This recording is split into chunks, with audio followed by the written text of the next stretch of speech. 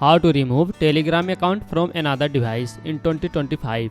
First of all, launch the Telegram app on your current device. Ensure you are logged into your account. If you don't have access to any device, download the Telegram app and log in using your phone number. On the Telegram home screen, tap on the three horizontal line in the top left corner on Android or the setting tab at the bottom right on iOS. Scroll down and select device.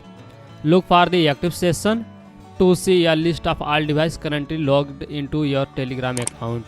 You will see details like device name, location and last active time. Identify the session you want to remove. If you recognize suspicious device or location, tap the Logout or Terminate session button next to them. For added security, you can tap Terminate all other sessions to log out all devices except your current one.